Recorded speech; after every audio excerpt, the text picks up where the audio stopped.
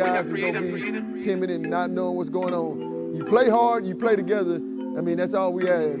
This is what we all have to do. Be locked in, focus, just be disciplined, all right? Now I feel like Kyrie, I'ma have to take the shot. If they tryna call me dog, I gotta hit the block.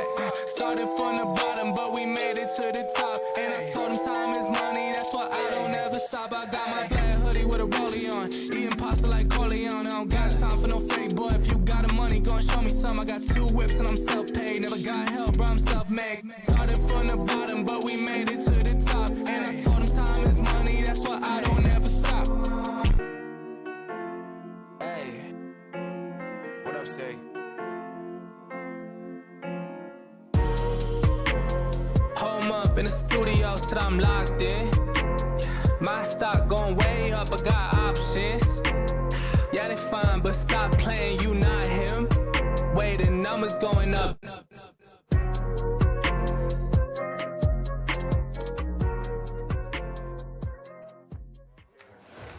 You got 8 seconds to prove you're worth the price of admission. And you got Baylor Scott and White Health along for the ride. So square up. You got this. MCC has definitely benefited me most on not only what I want to do, but who I aspire to be. Expect every professor to help you become who you want to be and more. Create your own success at MCC.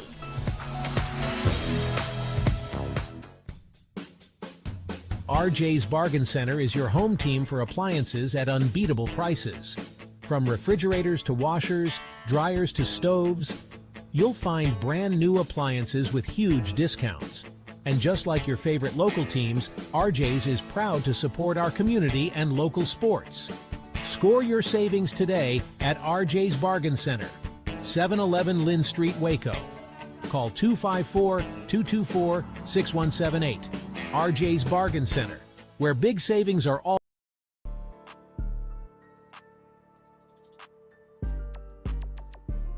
Hello, what's going on, everybody? Welcome back into Centex Primetime. I am your host, Jalen Gillis, getting ready to bring you through the primetime topics in sports, not just here locally, but from all around the nation. Hey, we want to thank everybody for tuning in with us here today. We've got plenty to talk about here today on Centex Primetime. We're going to do an hour here today on the show, talk a little bit about Baylor football. What is the future of Baylor football? What is going on in the midst of Baylor football right now? We'll also talk about my top 5 NFL teams as of right now. We're almost at the end of the season. We're getting closer and closer to playoff time. I'm going to start giving my weekly updates of my top 5 teams. I'll do one of my lists here today as well. Also, we'll talk about some more college football, what's going on for these bowl games. Are the rest of these bowl games pointless now since everyone's only worrying about the college football playoffs? Talk a little bit about the playoff games as well today. And I'll give out my top 5 Heisman winners in the last 20 years as the Heisman ceremony just wrapped up last weekend. Shout out to Fernando Mendoza for winning that. Very, very deserving of winning that award, despite whatever Diego Pavia thinks about that or not. We'll also talk about the transfer portal, what is going on in the transfer portal in college football. So a lot to talk about, a lot of football to cover here today. And, of course, the NBA Cup is tonight at 7:30. San Antonio Spurs versus the New York Knicks. That's tonight at 7:30 live in Las Vegas for the NBA Cup final. So, folks, lots to talk about. Let's get straight into it. We want to thank everybody for watching. If you're watching on YouTube, make sure you hit that subscribe button, like and share this stream as well. Let everybody know, hey, we're getting ready to talk some football right here on Centex Primetime today. Well, let's jump straight into it, folks. The future of Baylor football. So Baylor comes out this year. A lot of expectations. I got a chance to go to Big 12 Media Day this year. Had a phenomenal time. Got a chance to talk with some of the Baylor guys. Everybody was super cool. Got to meet some of their administration as well. Everybody did a great job, phenomenal job. All there at Big 12 Media Day, I'm picking Baylor. Hey, man, these guys can have a top 3 finish in the Big 12. These guys could potentially win the Big 12 when you got a quarterback like Sawyer Robinson coming back, who I said is the best quarterback in the Big 12. I think I might have got that prediction right. saying he's the best quarterback in the Big 12. Sam Levitt got hurt this year, Brent Sorensby had a decent year as well. Morton was in and out of the lineup for Texas Tech. So I think I got that right. I think that was a pretty safe pick, saying Sawyer Robinson is the best quarterback in the Big 12, and I think he proved that.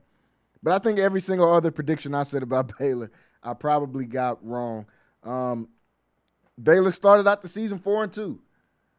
Now, I was mad about them losing the Auburn game. I felt like that was a game they let slip away. They come back and win last second against an SMU team that was ranked. They start the season off 4-2, and I'm saying, hey, I got some optimism. They beat Oklahoma State, even though Oklahoma State is absolutely terrible. Went 1-11 this season. Beat a Kansas State team at the last second. At 4-2, saying, oh, man, listen, we still got a chance. You still got a chance. It's not the exact start that we wanted to the season, but if you start out 4-2 in the Big 12, you're not doing too bad. After that, they proceed to lose 5 out of the last 6 games of the season. They finished with a 3-6 record in conference play, 5-7 record overall. After that, towards the end of the season, Baylor comes out and says, hey, we're going to keep Dave Aranda as our head coach, which I initially didn't think was that bad because, hey, Dave Aranda, you want some type of consistency within your locker room. We're looking at some of these other teams that are fired coaches and still don't have any coaches. Michigan, even though they kind of got forced to fire their coach. But you look at how long it took for Penn State to fill their job. You look at the debauchery going on with Lane Kiffin and LSU, and Florida's got a coach in Summerall who's still coaching at Tulane because they're in the playoffs right now. So a lot of crazy stuff going on with the coaching ranks and with the coaching hiring. So I get it. I get keeping Dave Aranda. But immediately following that, they begin to lose recruits. They begin for people to start decommitting. They still continue to lose the last couple of games. They said they're going to keep them, and then you lose 41-17 to Arizona after announcing they're going to keep them. That's showing a team that is kind of giving up on you, in my opinion. Then you lose the last one at home to U of H, who ended up having a decent season. That's one prediction I know I got majorly wrong was Houston. I picked them to finish near last in the Big 12, and they finished top 5 in the Big 12. Had actually a really good season, 9-3 season. But Baylor has had a lot of mishaps. Dave Aranda, in his time at Baylor, his 6 years being here, he's got a 36-35 record. My question to Baylor is, what do we expect out of this football program? If you keep Dave Aranda, you're losing Sawyer Robinson. You're losing your entire receiving core and Josh Cameron and Kobe Prentice and Cole. You're losing almost all these guys. You got some bright spots in the Jaden Porter that played decent, had some decent moments towards the end of the season. But you're losing almost all those guys. I don't know what's going to happen with Bryson Washington. He hasn't said anything about transfer portal or anything like that. But I wouldn't be surprised about another team giving him a bag to come out there and play. We know what type of player he is. I want him to stay at Baylor, but I wouldn't be shocked whatsoever. They keep Aranda 5-7 start, or 5-7 this season. Still keeps his own job. They start to lose recruits right after they announce it. Jamarian Carlton, 4-star from Temple, who was going to be the hometown hero, going to come right down the street, play at Baylor. He flips and goes to Texas. A real hometown hero, or somebody could have been considered a hometown hero, Jamarian Vincent, flipped to Michigan, who's on his way to head out there in the next couple of weeks, I believe, to head up there to Michigan. They lose him. Wide receiver Jordan Clay decommits and commits to Washington University. They lose a couple of offensive linemen, Cole Seaton, Marcus Page, also decommit as well. Baylor drops from the number 38 recruiting class in the country all the way to the number 57 recruiting class in the country following the list of decommits. So they're already losing guys. They're losing a lot of seniors. Michael Trigg will be gone. Sawyer Robinson will be gone. All the receivers are going to be gone. We're going to lose a couple of offensive linemen in the portal. The defensive linemen that we got in the transfer portal last year, none of those guys were a hit. Amari Winston, Matthew Fobbs-White, Jalen Jones, none of those guys ended up being as productive as what they expected them to be. Keaton Thomas played phenomenal once again, but he's another guy that I wouldn't be shocked whatsoever if he jumped in the transfer portal. with another year of eligibility left, or if he decided to declare for the draft. It's going to be a lot of holes on this Baylor defense, with the biggest hole being who's going to be our quarterback. Yeah, they got Walker White, a former 4-star quarterback that went to Auburn, left Auburn, came here, but we don't know if this dude can play. The offense, the team was so Sawyer Robertson dependent this year. Losing him alone is going to be a major blow for Baylor. But you're keeping a coach that hasn't shown to do a lot successfully. He's a defensive-minded coach, a defensive coordinator that won a national championship with LSU in 2019. He took over play calling duties on the defensive side of the ball this year. Defense didn't do anything. I thought the defense was going to be the bright spot of this year with Keaton Thomas, with Devin Bobby, with all these different guys out there on the defensive side of the ball. That some of those guys they're losing. And the defense did not make it up to par. The offense held on as long as they could. And eventually, just kind of the bottom came from up under this team. And I think a lot of guys gave up and quit on this team. So now you're talking about potential culture issues within your football program. There's a lot going on there. Keeping Dave Aranda could either make or break this team. Going into this last year or this next year, I think this has to be his last year.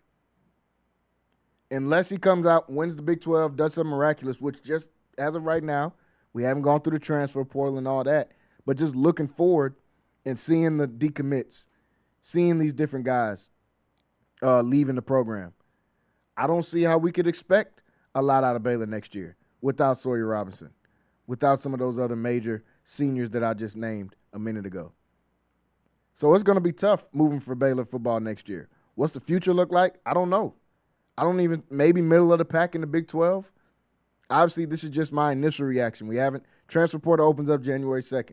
Baylor could go out there and light it up in the transfer portal, which I doubt, because they haven't been spending money like that in the football program. They're spending money, but they're not spending money like Tech, not spending money like Texas, not spending money like A&M. They're not spending money like SMU. So all of those teams, they're not spending money like U of H. U of H got a 9-3 season, got one of the top quarterback prospects in the country coming in next year as a freshman. U of H is even on the up and up. Oklahoma State gets the coach from UNT. I think Oklahoma State will be better, which that's not saying much. They were 1-11 this year. So the future of Baylor football, in my opinion, is in limbo as long as Dave Aranda is the coach. I don't know what different we expect out of the team. They went 5-7 this year. They're 36-35 in his tenure at Baylor in 6 years. That includes a 12-win season that they had his first year there when they won the Big 12 and went to the Sugar Bowl and beat Ole Miss. So outside of that, it's been lackluster season after lackluster season for this Baylor Bear program.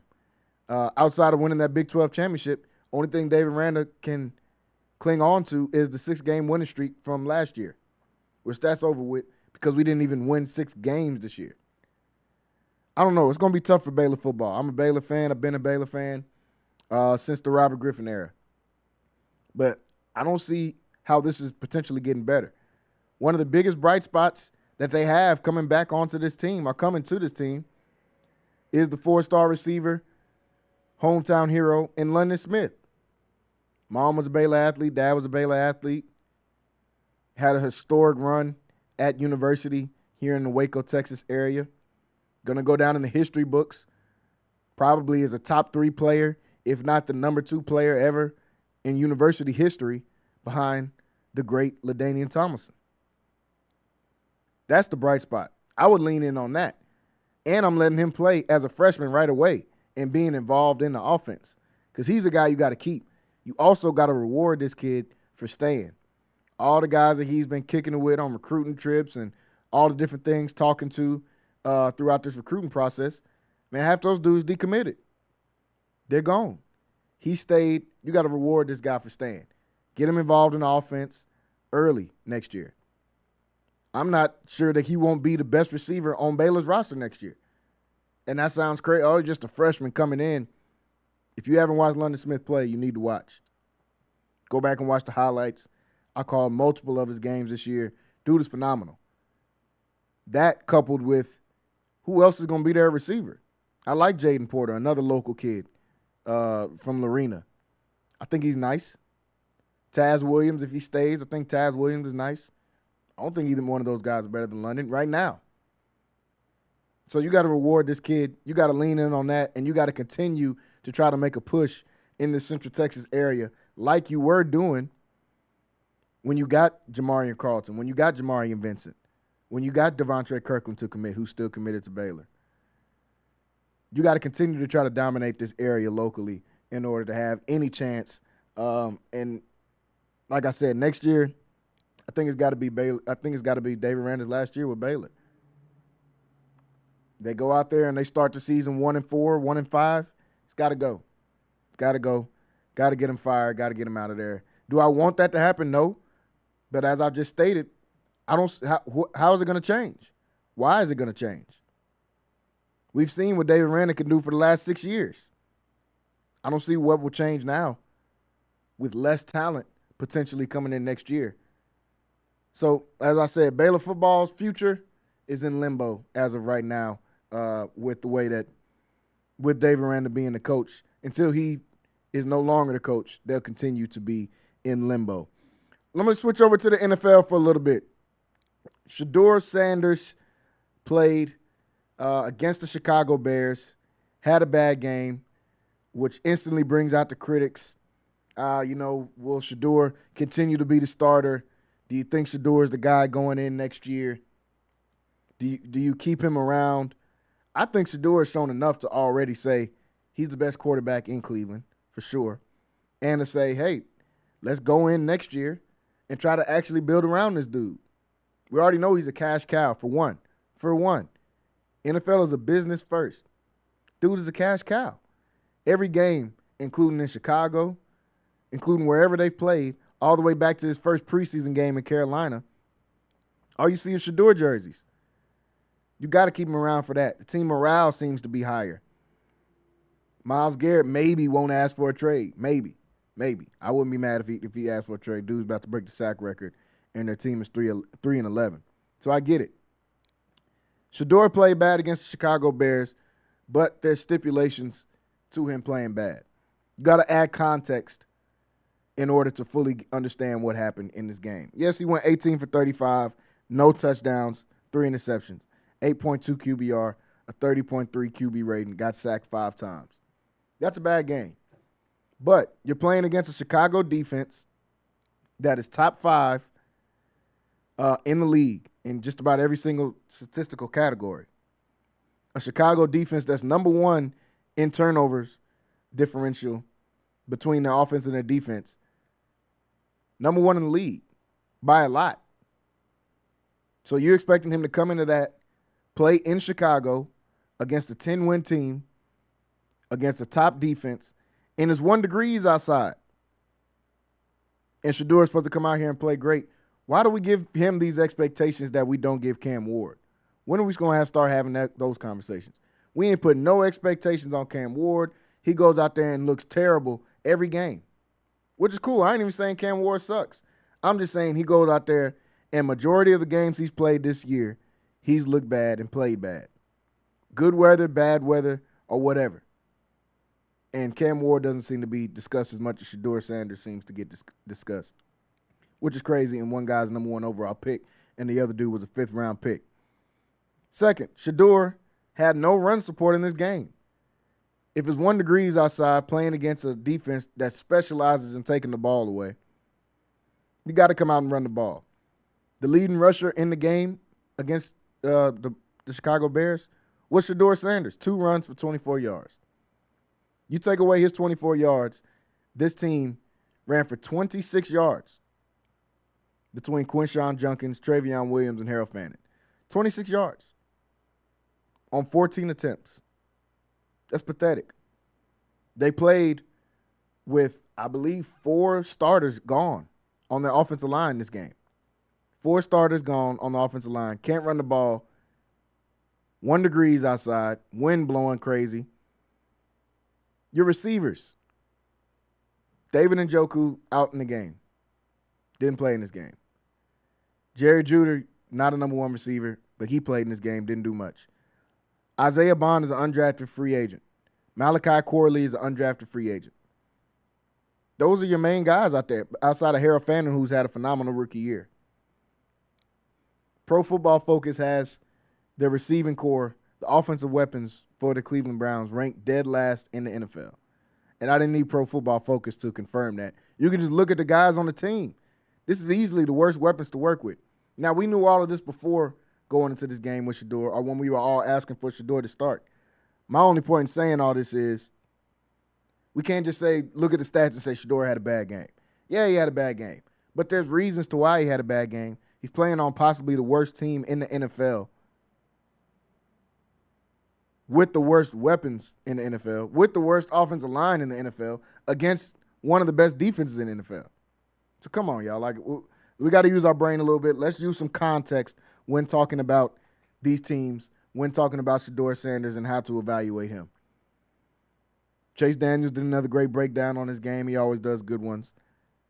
Outside of that, it's been a lot of random hate. You know, you got the Colin Cowherds who really just say nonsense all day. The Sheduer hasn't proven anything. But Colin Cowherd always says nonsense. This is the dude that said in 2016, LeBron can retire because we got Ben Simmons.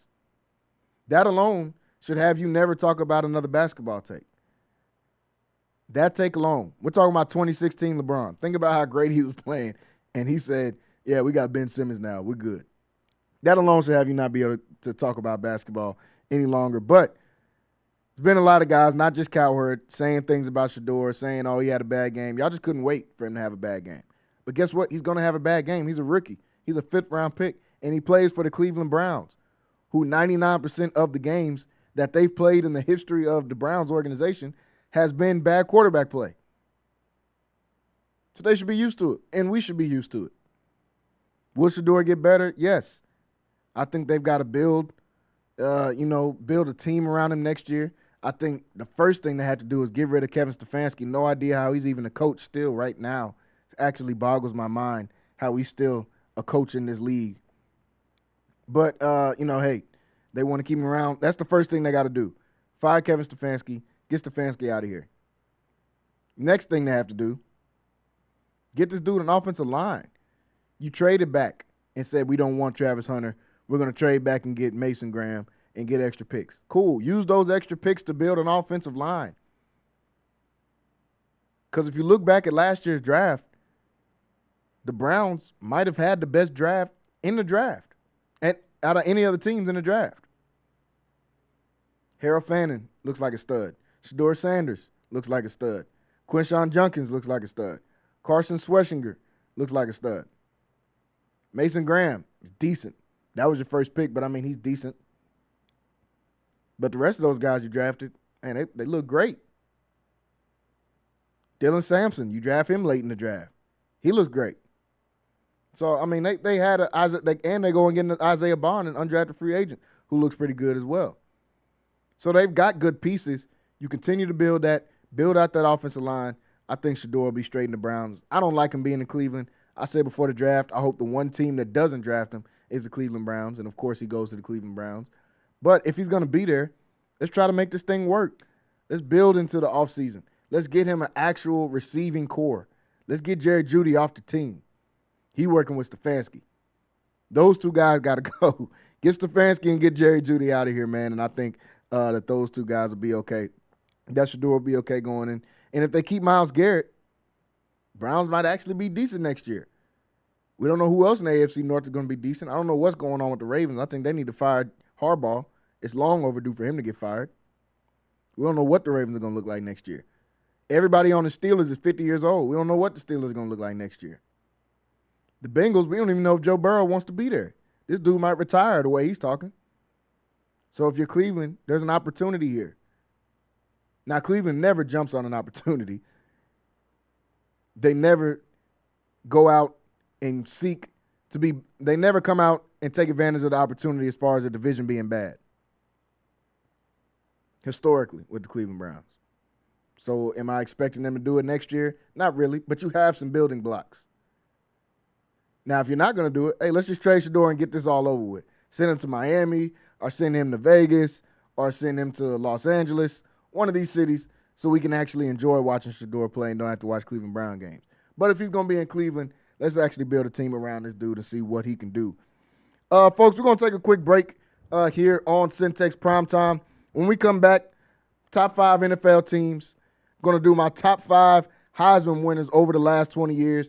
And we got some more quick takes to talk about here before we get out of here. So stay tuned and stay locked in right here on Centex Primetime. We'll be right back after this. Your car needs now is a stereo system. Now I know just the spot to go get it. Man, Jack Stereo. Oh yeah, they're the best. How'd you know about that place? Because that's where my dad took me. Oh, that's cool. And I'm the coolest cat on the block. Oh my God. Need a new audio system for your new ride? Jack Stereo has been selling the best stereos and equipment for generations after generations. Come visit your local store today. Those in the know, go to Jack Stereo, Waco, Temple, Killeen, and Bryan College Station. I've looked back at MCC with all these kids coming out here, these men and women starting their lives out here, starting their dreams and their visions of what they want to do for their family. It's the foundation for our community. The plan is to go win. Yes, sir. Our girls set a goal that they wanted to win a national championship. They wanted to win a conference championship. That's been on the table from day one. And now we put ourselves in the position to do that.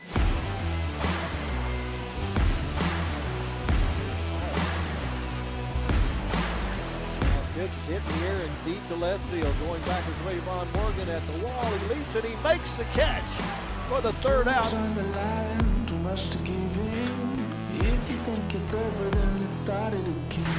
The planets alive, the stars burn bright, the sun goes down, we keep going all night. Going back down, the moment is now.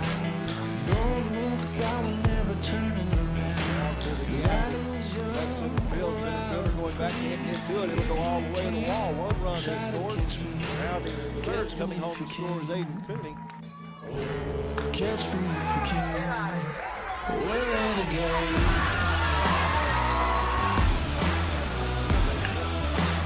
It's this one here in right field. It is treetop call and over the wall. We're renegades.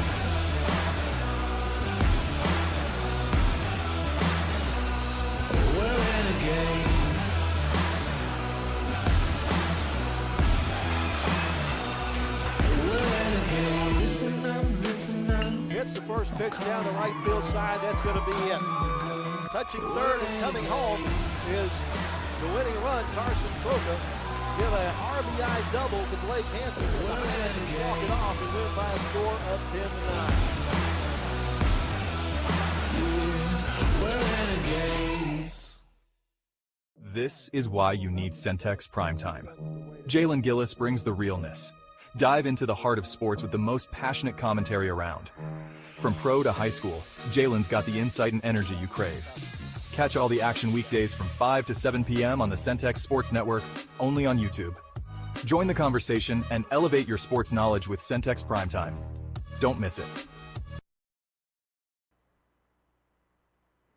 Need video or audio solution? What's going on, everybody? Welcome back into Centex Primetime. Jalen Gillis still here in the final few minutes of the show today. Just doing an hour of the show. We want to thank everybody that's tuned in with us over on YouTube or on the website, CentexSportsNetwork.com. If you haven't already, hit that subscribe button. And also, if you haven't already, jump over to the website, CentexSportsNetwork.com. You'll be able to catch all of our content on there as well. Free subscription, just need your name and your email to get signed up. You'll be able to catch all of our content. That includes MCC basketball, taking a little bit of a break on the Christmas break. They'll be back in a couple of weeks at the end of December. They'll have a couple of more games before they get right into conference play. Also, at the end of January and the beginning of February, we have softball starting up and baseball starting up here at MCC as well. So know you guys are ready for that. So definitely make sure you guys are locked in over on Centex Sports Network and on CentexSportsNetwork.com as well. Well, we just got done wrapping up talking about Sheduer Sanders' game against the Chicago Bears. Got done talking about the future of Baylor football. Let's jump into some quick takes real quick before we get back to some more NFL football. Arch Manning announces that he will be coming back and returning to the Texas Longhorns. He had 3,100 total yards this year, 32 touchdowns to 7 picks in his start They earned the bowl game invite. They'll be playing against Michigan in a couple of weeks. We knew Arch Manning was coming back. First of all, his granddaddy already told y'all. He told y'all this. The original Archie Manning already said, ain't no one-and-done stuff here. He's staying, getting an education, all this kind of stuff, which I respect because he doesn't have to go chase money. The dude been rich his whole life. He's third-generation rich. His uncles are Peyton and Eli Manning, Super Bowl champions, Hall of Famers. He don't have to chase the bag. First of all, he's getting the bag at Texas right now. There's no point in leaving, even if you did want to get money. There's no point in leaving. They giving him a bag at Texas. Texas got old money. So he's getting the bag already. He needs to stay to improve his draft stock.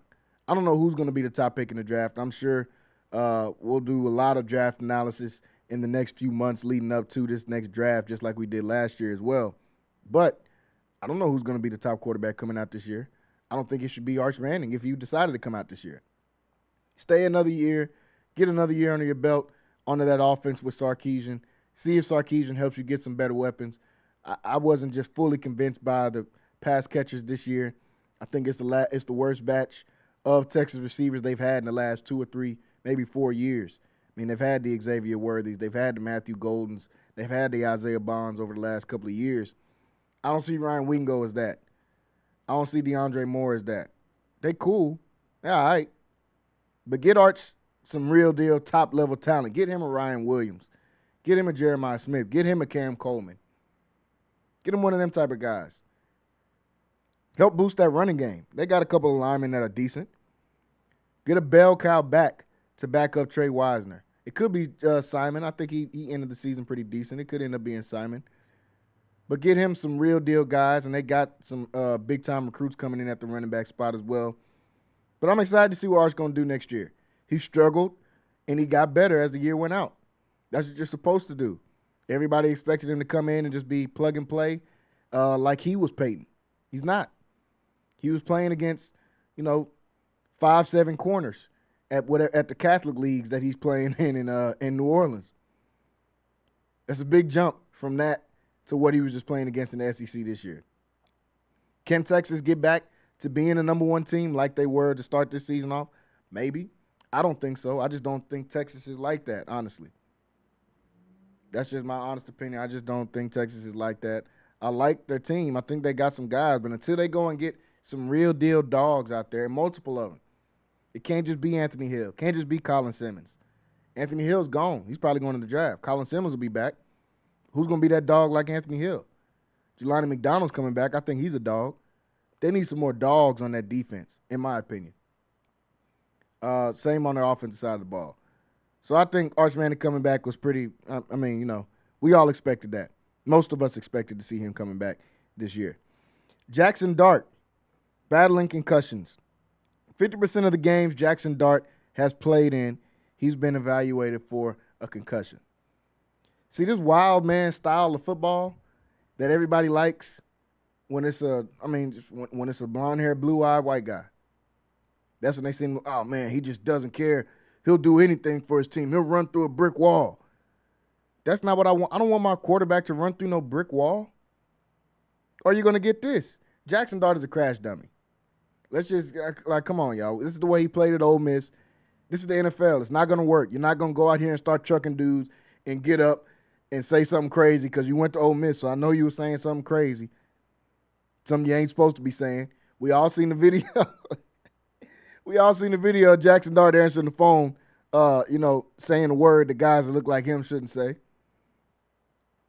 So he's probably, just from that video alone, when you're going out and you talk like that, I already know what type of dude he is. Jackson Dart, I don't think he's going to work out in the NFL. Can he make some plays? Sure. But you keep trying to just run people over. That play with him getting his block completely knocked off against the New England Patriots just because he didn't want to get out of bounds or didn't want to slide down. You're going to learn that these is grown men. He don't figure out this year what grown man strength is. I think this is going to be one of the shortest rookie classes that they've had because Jackson Dart is going to keep getting concussions. He's not going to last. If you're playing quarterback, you can't keep getting your eggs scrambled. You can't be forgetting stuff and be dizzy and all this while you're playing quarterback. It just doesn't go well. Cam Scatterboo, I don't see him making it to a second contract the way he plays. He got hurt this year, but even if he didn't get hurt like that, I thought he was going to get hurt some type of way, just with the way he plays football. He runs straight into people. It's cool. I like that style of football, but there's no longevity provided within that style of football. So Jackson Dart continuing to get concussions, not surprising to me. This is how he played at Ole Miss. Not surprised by that whatsoever. Cooper Flagg drops 40, 42.7 rebounds, 6 assists versus the Jazz, a career high. Cooper Flagg is nice, man. Cooper Flagg can really hoop. All the people that said, man, the Mavs are going to be nice, we're going to start him at the 1, and they did start him at the 1, and I said, that is not going to work. This is the NBA. It's proven true. It didn't work. The Mavs suck. The Mavs are terrible. Anthony Davis probably going to get traded. Who knows when Kyrie's coming back or if he even should come back. That just is what it is. They made the dumbest trade possibly in NBA history. I can't think of one trade in the NBA that was dumber than the Luka Doncic trade. The absolute stupidest trade. I mean, Karl Anthony Towns trade was 3, or Mikal Bridges trade was 4 first-round picks. Rudy Gobert got traded for 4 first-round picks. They got 1 pick in this Luka trade. We talked about it enough. Luka trade, the dumbest trade I've ever seen in my entire life, probably across any single sport. But from that, they got a bright spot in Cooper Flagg. Cooper Flagg is nice. Dude can hoop. We see why he reclassified to come out a year early, because if he would have came out in this class, he wouldn't have won number 1. I'm just being honest. A.J. DeBansta, Peterson from Kansas, dude from Duke, other kid at North Carolina. It's tough. You probably wouldn't have been number 1 in this draft. But Flagg is going to be good. He's a bright spot. He's not a point guard. I'm glad that they stopped that experiment, and that's probably why he's scoring the ball now, because they're actually letting him play what he plays, which is a wing. It's not a point guard. This is the NBA. You're not going to go from dribbling against high school dudes to dribbling against NBA players and thinking it's going to be cool. That's not going to work. But Flagg, being the one lone bright spot to the Mavericks season, gives them something to build on. Maybe. I don't think there's much bright spot if you're a Mavs fan. I'm just going to keep it a buck. Anthony Davis is not going to be a Dallas Maverick next year. He might not be one by the end of this year. But for next year, for sure, he's not going to be a Dallas Maverick. Thus meaning the only thing you would have got is one first-round pick for Luka Doncic. That's it. That's what this is going to turn into. Kyrie, should he come back? I don't know. Will he come back? I don't know. Because what's the point? They're going to come back the Mavs are going to be sorry regardless who comes back right now. You got to try to build this team around Cooper Flagg. Got to get some youth. Got to get rid of AD. You got to get rid of Kyrie. Got to get rid of everybody on the team, honestly, outside of Derek Lively and Cooper Flagg. Everybody else will be on the first thing smoking out of Dallas. Time for a rebuild in Dallas. Cooper Flagg is the start of that rebuild. Gets his career high yesterday. Mike McDaniel said he considered everything is on the table when asked about considering benching Tua. Let's take a quick listen to see what he said in his interview about Tua Tagovailoa. Quarterback play last night was not good enough, and so for me, everything's on the table. The quarterback play last night was not good enough, and so for me, everything's on the table. The quarterback play last night was not good enough, and so for me, everything's on the table. So everything's on the table. He's talked about the quarterback spot really ever since Tua came out and said, but he's, maybe something's going on from the top. We got to look at things and yada, yada, yada. Ever since then, Mike McDaniel hadn't been holding back on Tua, which he shouldn't. Tua sucks. I don't think Mike McDaniel is a good coach, but I know Tua is not a good quarterback. Why they picked him over Justin Herbert will forever be one of the biggest mysteries we've seen in the last decade in the draft. Forever. No one knows why. It didn't take a rocket scientist to see that Justin Herbert was better than Tua coming out of Oregon and Tua coming out of Bama. I don't think Tua's that good. He's got his eggs scrambled too many times. I think that's over with the Dolphins. Obviously, the Dolphins need to blow their whole team up. Last night, or whatever night that was that they played, last night, they looked terrible.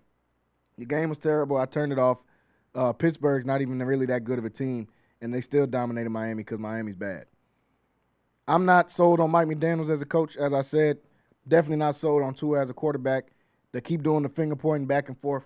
I say get rid of them both. I don't know who wants to go and get Tua. Get rid of them both. Get rid of him. Get rid of Mike McDaniels. Keep Devin A-Chain. And that's it. Full rebuild mode in Miami.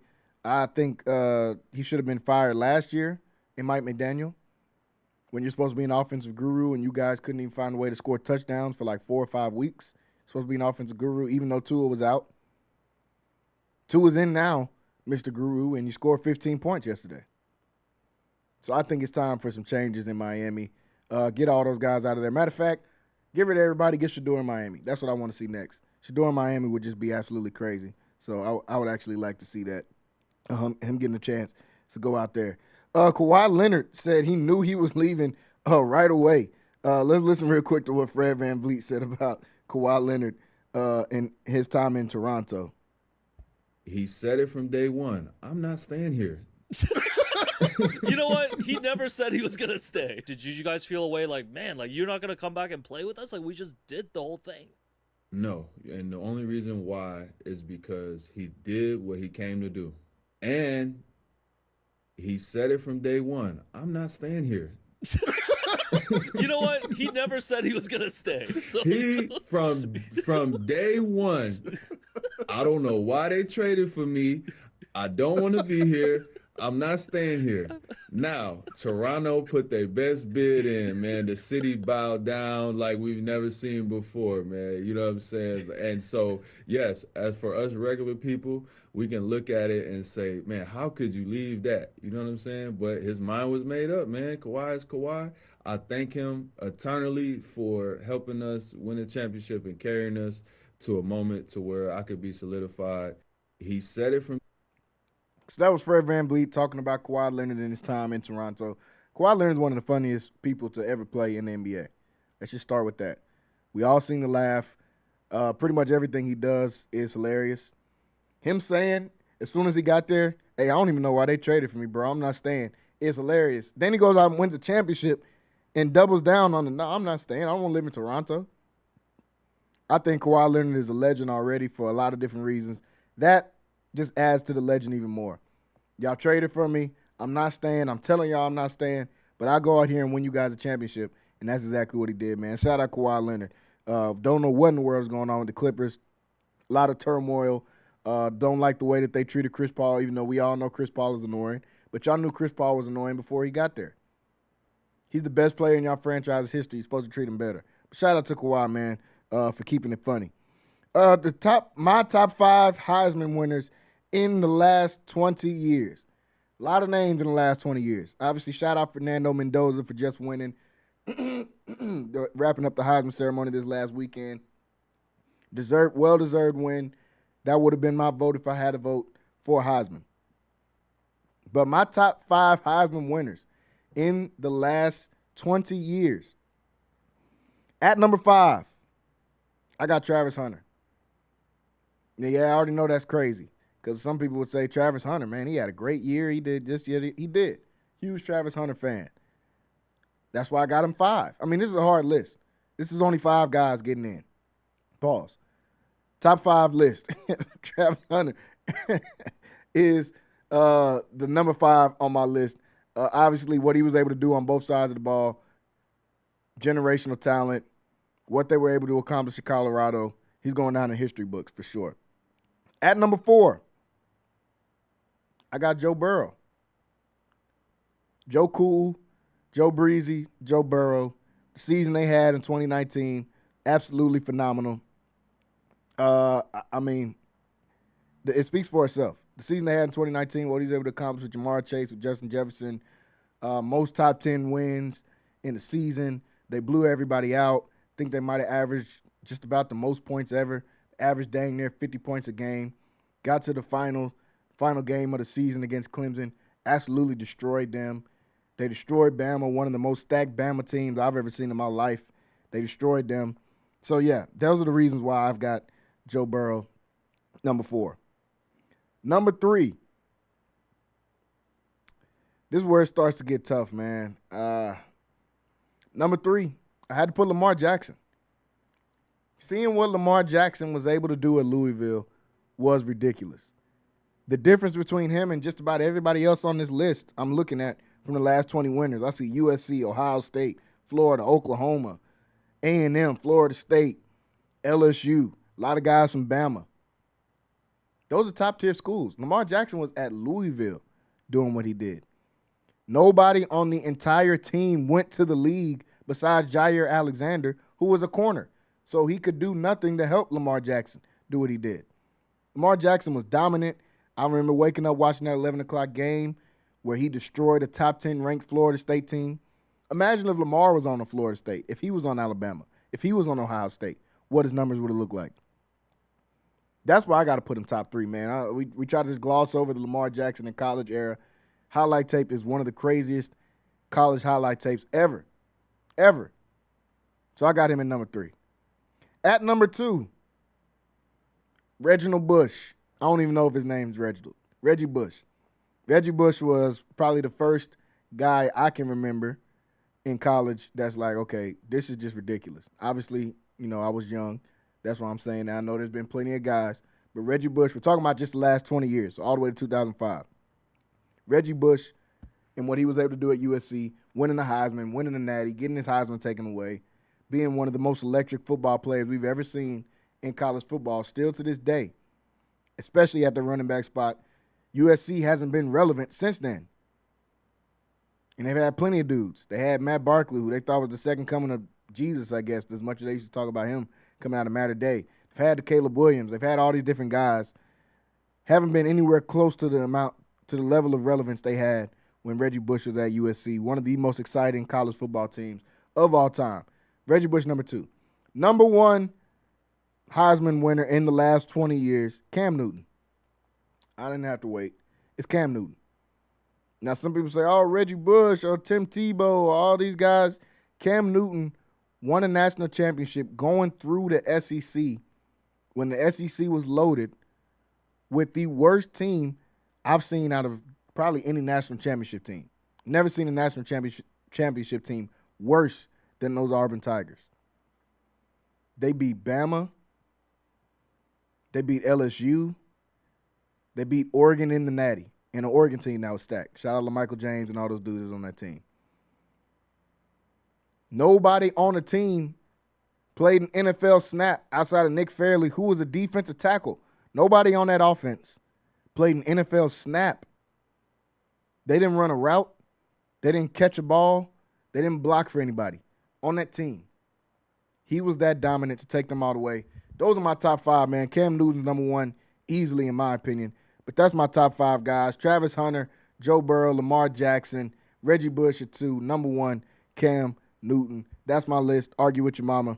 Now, y'all can actually jump in the comments and argue, man. Let me know if I'm tripping or not, or who you would have in that list. I left out a lot of guys. I left out the Baker Mayfields. I left out Derrick Henry, Jameis Winston, Johnny Football, Tim Tebow. I know y'all love some Tim Tebow.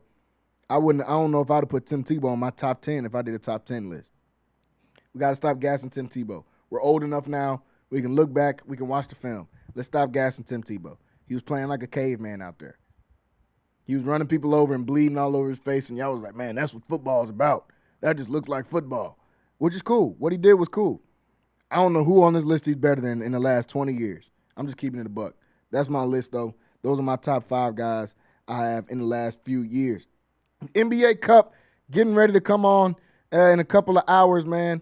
San Antonio Spurs make it all the way to the Cup final after taking out the champs, giving OKC their second loss of the season. San Antonio is serious, man. They're going to be playing against the New York Knicks. This is going to be a toss-up game. I'm going to roll with the Spurs. They got Wemby.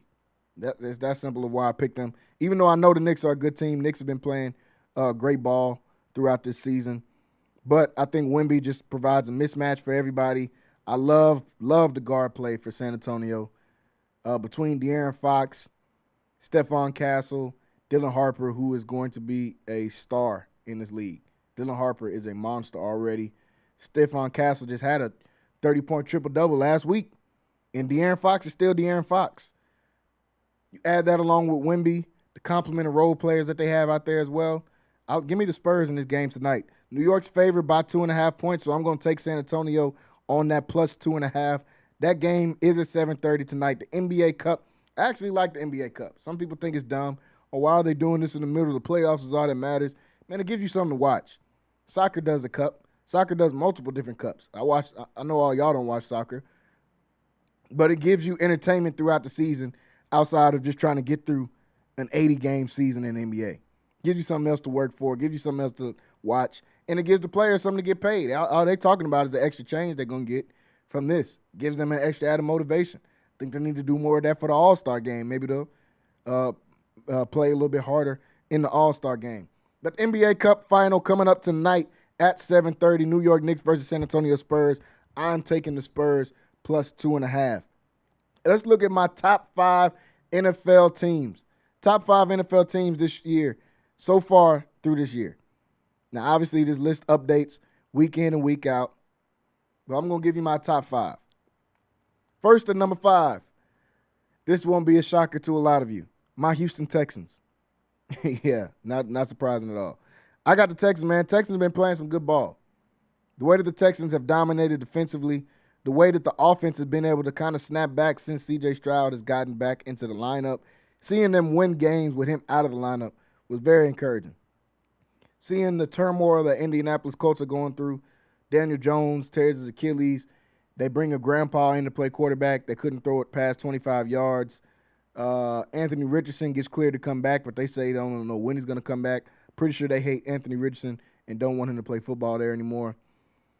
With them falling out of the race, Jacksonville sitting right in front of us, a game in front of us at 10-4.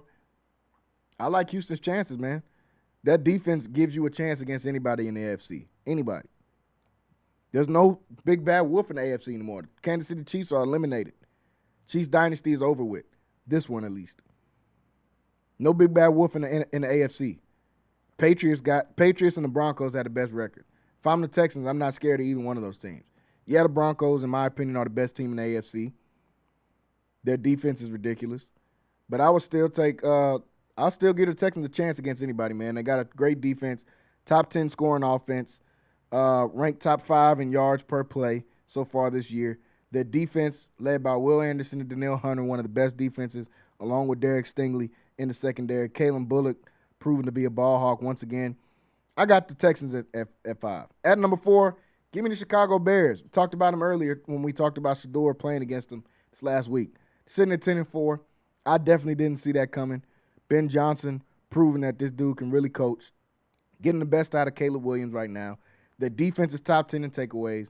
Ranked top 5 in interceptions. Shortest average field position for opposing offenses. They've been playing great. And Caleb Williams hasn't been turning the ball over at high clip. And as he said in their win against Cleveland on Sunday, he can make every throw. I agree with him. He can make every throw. They're sitting at 10-4 right now. I like the Bears. I have them as number 4 team in the league right now. At number 3, I got the Seattle Seahawks.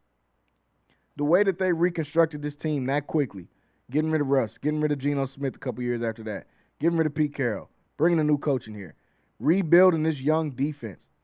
Man, I love all the acquisitions they made. They went and got Sam Darnold, took a chance on him. They said we're going to let Jackson Smith and Jigba be the number 1 option. This defense, man, looks great. They've drafted great, and they've drafted most of these guys out here on this defense. I love the way that they played so far. Adding guys like Nick Emanwari in the draft. Ernest Jones has played great. The Kobe Bryants that they've had in this system for a couple of years. Leonard Williams is playing great once again. He's got another 7-sack season. They added D-Law out there as well to join that defensive line. A lot of great guys on this defense. And then their offense has been playing great as well. Cooper Kupps, Jackson Smith and Jigba's got 1,500 yards already. Kenneth Walker, the mix between him and Charbonnet has been a great mix. Give me Seattle for my number 3 team. Number 2 team in the league, I got the Denver Broncos. They're on a historic rate as far as sacks in the season. Top 3 in sacks, top 5 scoring defense. Allowed the fewest explosive plays of 20-plus yards in the league. And they got the reigning defensive player of the year in Pat Surtain. They got a white corner that's good. Riley Moss. I love this defense led by Benito and all those different guys they have out there. The offense is shaky at times, but Bo Nix has proven under the leadership of Sean Payton, he can get the job done. He's been clutch all season long, even when he's played bad. He's turned around, and he reminds me of Jalen Hurts. He's a guy that can win you a game. He's not the best quarterback in the league. He'll never be considered the best quarterback in the league, but he's a guy that can win you games, understands how to run an offense, and knows how to make the right plays, man. So that's why I got Denver at number 2. At number 1, the Los Angeles Rams. Been talking about these guys since before the season started. If Matt Stafford played, I said they're going to be one of the best teams in the league, if not the best team in the league. I got them as the best team in the league right now. I got Matt Stafford as the NFL MVP as of right now. I know they got hurt. Devontae Adams got hurt. And that'll be a big blow if he can't play on Thursday versus the Seahawks. That'll be a huge game on Thursday. No idea how this game didn't get moved. I know they can't move around Thursday games, but this could be for the division title. This could be for the number 1 seed in the NFC. And it's going to be on a Thursday night game with 3 days of rest. That's going to be crazy. But the combination of Devontae Adams and Puka Nacua has been great. Kyron Williams has been good for them.